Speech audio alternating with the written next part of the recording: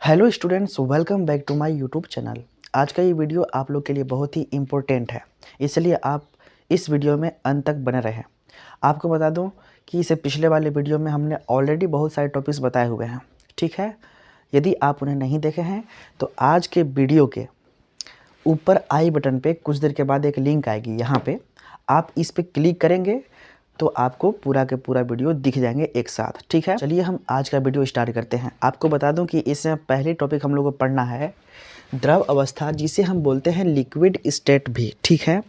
आपको बता दूं कि इसको परिभाषित ऐसे करेंगे कि पदार्थ की ऐसी अवस्था जिसका आयतन तो निश्चित होता है लेकिन आकृति निश्चित नहीं होता। आपको मैं जब कह रहा हूँ कि आयतन निश्चित होता है, आकृति निश्चित नहीं होता, तो इसका मतलब क्या है। जैसे मान लीजिए कि आपके पास 5 लीटर पानी है। कितना? 5 लीटर पानी है। तो हमको पता है कि 5 लीटर है पानी, तो इसका मतलब कि ये निश्चित है कि 5 लीटर है तो 5 लीटर है, ठीक है। यानी कहीं भी रखिए और कहीं भी तौलिए, वो 5 लीटर है तो 5 लीटर है। आप बाल्टी में रखिए तभी 5 लीटर है। आप क्या बोलते हैं कि आप किसी और बर्तन में रखिए, वहाँ भी 5 लीटर है। समझे कि नहीं? यानी उसी 5 लीटर को आप चाहे किसी भी बर्तन में रखिए, आप उसको फिर से तौलेंगे तो 5 लीटर ही है। समझे कि नहीं? यानी कि उसका आयतन फिक्स है, उसका आयतन निश्चित है कि 5 लीटर है तो 5 लीटर है, लेकिन आकृति निश्चित नहीं है। क्यों? क्योंकि जिस बर्तन में उस पानी को रख रहे हैं, उस द्रव को रख रहे हैं, उसी का आकार ग्रहण कर ले रहा है। इसका मतलब जैसे मान लीजिए उस 5 लीटर पानी को अगर किसी बड़े थाली में रख देंगे तो उस थाली के आकार का हो जाएगा, लंबा। समझ रहे हैं कि नहीं? अगर किसी बोतल में रखते हैं तो बोतल के आकार का दिखेगा, लंबा। समझे कि नहीं? यदि किसी पाइप में रखते हैं तो पाइप के आकार के दिखेगा, लंबा। यानी आकृति हर बार चेंज हो रहा है, समझे। लेकिन आयतन चेंज नहीं हो रहा है, क्योंकि हमको पहले से पता है कि 5 लीटर है तो 5 लीटर है। आप किसी भी लीटर से तौलिए, 5 लीटर रहेगा तो 5 लीटर रहेगा। समझे कि नहीं? यानी कि इसका आयतन तो निश्चित हो रहा है लेकिन आकृति निश्चित नहीं हो रहा है, क्योंकि उसको जिस बर्तन में हम रख रहे हैं ना, उसी का रूप धारण कर ले रहा है। समझे? तो हम द्रव अवस्था में ऐसा कह सकते हैं कि द्रव अवस्था पदार्थ की एक ऐसी अवस्था है जिसका आयतन तो निश्चित होता है लेकिन आकृति निश्चित नहीं होता है। इसको हम परिभाषा के रूप में कुछ ऐसे लिख सकते हैं। ध्यान से देखिएगा, आप लोग पेन और कॉपी ले करके बैठेंगे और एक एक चीज़ लिखते हुए और समझते हुए चलेंगे, ठीक है। ऐसा लिखना है कि द्रव अवस्था, क्या चीज़? द्रव अवस्था पदार्थ का वह अवस्था है। क्या चीज़? आप लोग अपने से क्या बोलते हैं कि अपने हाथों से लिख करके आप अपना नोट्स बनाएंगे, समझे कि नहीं। द्रव अवस्था पदार्थ की वह अवस्था है जिसका आयतन, क्या चीज़? आयतन तो निश्चित होता है। क्या चीज़? आयतन तो निश्चित होता है लेकिन आकृति निश्चित नहीं होता। क्या चीज़? लेकिन यहाँ से लिखते हैं, लेकिन आकृति निश्चित नहीं होता है। तो ऐसे अवस्था को हम बोलते हैं द्रव अवस्था, ठीक है। हमने लिखा है कि द्रव अवस्था पदार्थ का वह अवस्था है जिसका आयतन तो निश्चित होता है लेकिन आकृति निश्चित नहीं होता। तो इसी अवस्था को हम क्या बोलते हैं? द्रव अवस्था, ठीक है। अब इतना समझने के बाद हमें पढ़ना है इसका गुण। किसका भाई? द्रव अवस्था का गुण। क्या चीज़? द्रव अवस्था का क्या चीज़? गुण, ठीक है। इससे पहली गुण क्या है? इससे पहले आपको बताते हैं कि जो द्रव के कण होते हैं कुछ इस तरह के होते हैं। एक यहाँ रहेगा, एक यहाँ रहेगा, एक यहाँ रहेगा, एक यहाँ, यहाँ। यानी कि ये आपस में सटे हुए नहीं होते हैं। आपको बता दूं कि जो ठोस अवस्था हम पढ़े थे उसके कण जो होते हैं बहुत ही नज़दीक होते हैं, सटे होते हैं, इस तरह से सटे होते हैं। समझे कि नहीं? क्योंकि इसके अंदर अंतराणविक बल बहुत तेज़ी से लगता है, प्रबल आकर्षण बल के द्वारा इन लोग जुड़े रहते हैं। समझे कि नहीं? इसीलिए इनके कण जो होते हैं बहुत पास होते हैं। यह है ठोस के अणु। किसके? ठोस के अणु। लेकिन यह है द्रव के अणु। जो द्रव के अणु है वो थोड़ा दूर दूर रहता है, ठीक है, क्योंकि जितना इनके अणुओं के बीच में बल लगता है ना, उतना इनके अणु के बीच में बल नहीं लगता है, इसलिए ये दूर दूर रहता है। समझे कि नहीं समझे? तो अगर दूर दूर अणु है तो इसका मतलब कि इसमें गति करने का भी गुण आ जाता है ना। तो इसमें पहली अवस्था हम पहला गुण ऐसा लिखेंगे कि द्रव का आकार निश्चित नहीं होता है। ठीक है, क्या चीज़? द्रव का आकार यानी आकृति ना, दोनों एक ही चीज़ है। द्रव का आकृति निश्चित नहीं होता है, नहीं होता है। समझे कि नहीं? आकृति निश्चित होता है नहीं, क्योंकि इसको जिस बर्तन में हम रखेंगे उसी का रूप धारण कर लेता है। समझे ना? दूसरा गुण हम क्या पढ़ेंगे कि द्रव का आयतन निश्चित होता है। द्रव का जो आयतन होता है ना, आयतन निश्चित होता है। क्या चीज़? निश्चित होता है। आप लोग कितनी बात समझ गए होंगे ना। तीसरा गुण हम ये पढ़ेंगे, द्रव में बहने का गुण होता है। द्रव में बहने का गुण होता है। द्रव बहता है ना जी, बहने का गुण होता है। डीजल, पेट्रोल, तेल, कोई भी चीज़ हो वो सब द्रव है, पानी है ना, जिसमें बहने का गुण हो, जो बहता हो वही क्या है? द्रव है। अगला गुण हम क्या लिखेंगे?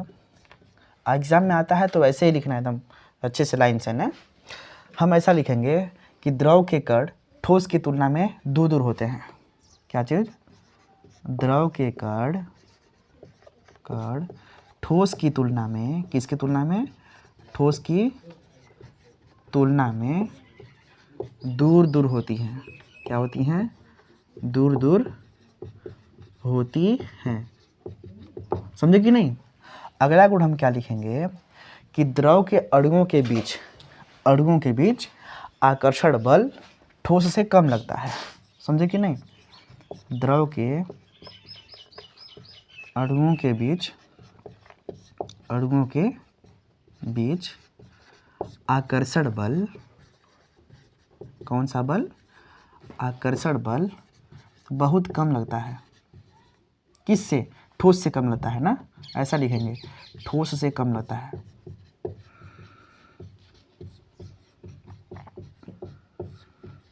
इतनी बात आप लोग समझ गए होंगे। इसके बाद एक आध गुण और लिखते हैं, द्रव को जिस बर्तन में रखते हैं उसका आकृति ग्रहण कर लेता है। ठीक है, द्रव को जिस बर्तन में रखा जाता है, किया जाता है, रखा जाता है। द्रव को जिस बर्तन में रखा जाता है उसी का आकृति ग्रहण कर लेता है। समझे कि नहीं समझे? उसी का रूप ग्रहण कर लेता है, ऐसा समझो, रूप ग्रहण कर लेता है। समझ गए होंगे? तो इतने गुण आप याद रखेंगे ना। इसके बाद हम समझेंगे गैस अवस्था। क्या चीज़? गैस अवस्था, जिसको हम अंग्रेजी में बोलते हैं गैस स्टेट। क्या चीज़? Gas state. तो समझो गैस अवस्था क्या होता है ना। देखो, गैस अवस्था पदार्थ की एक ऐसी अवस्था होती है जिसका ना तो आकृति निश्चित होगा और ना ही आयतन निश्चित होगा। हम अनुमान ही नहीं लगा पाएंगे कि इसका आकृति कैसा है और इसका आयतन कितना है, यानी कितना यहाँ पे गैस है। कहने का मतलब है, जैसे मान लीजिए जो गैस के कण होता है ना, वो काफ़ी दूर दूर गति करते रहते हैं, बहुत दूर दूर होते हैं। समझे कि नहीं? गैस के जो कण होते हैं वो काफ़ी दूर दूर होते हैं और इसलिए हम अनुमान नहीं लगा सकते हैं कि उसका आकृति कैसा रहेगा है और उसका आयतन कितना है। आयतन समझते हैं ना। जैसे मान लीजिए हम द्रव को तौले थे, अभी द्रव को हम बताए थे कि 5 लीटर है, तो हमको पता है कि 5 लीटर है, समझे। लेकिन गैस को, ठीक है, अगर सिलेंडर के अंदर है तो समझ में आ रहा है, उसको तौलेंगे तो समझ में आएगा। सिलेंडर के अंदर निकाल देंगे हम गैस को, सिलेंडर के बाहर अगर निकालते हैं गैस को हम, तो हमें कैसे पता चलेगा कितना ग्राम बाहर आया है गैस? नहीं समझ में आएगा, समझे ना। यानी उसका आकृति भी समझ में नहीं आ रहा है कि किस रूप का दिख रहा है आकृति, और उसका आयतन भी नहीं समझ में आ रहा है कि भाई कितना ग्राम गैस बाहर निकला है। समझे कि नहीं? तो इसीलिए हम कह सकते हैं कि गैस अवस्था पदार्थ की एक ऐसी अवस्था है जिसका न तो आकृति निश्चित होता है और ना ही आयतन निश्चित होता है। तो ऐसी अवस्था को हम बोलते हैं क्या चीज़? गैस अवस्था। तो इसमें हम ऐसा लिखेंगे, गैस अवस्था पदार्थ की वह अवस्था है, क्या चीज़? गैस अवस्था पदार्थ की वह अवस्था है, क्या चीज़? वह अवस्था है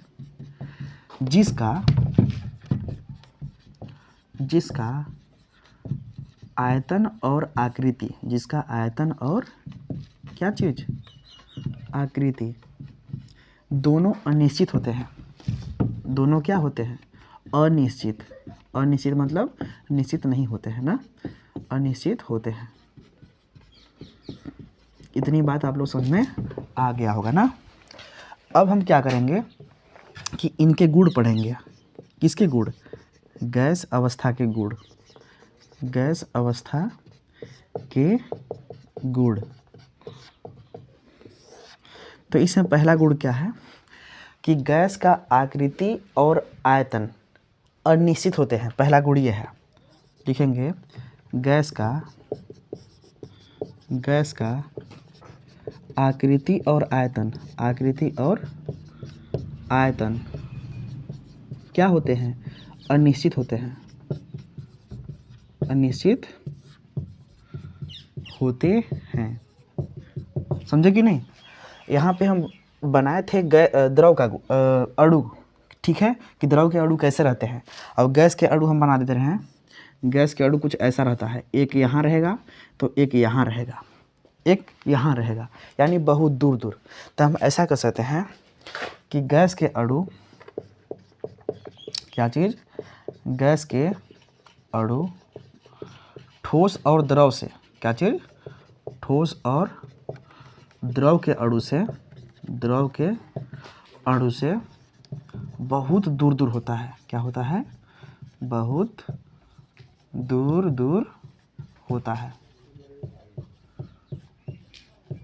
समझे ना? जो गैस के अणु होते हैं ना, ठोस के अणु से और द्रव के अणु से भी बहुत दूर दूर होता है, समझे?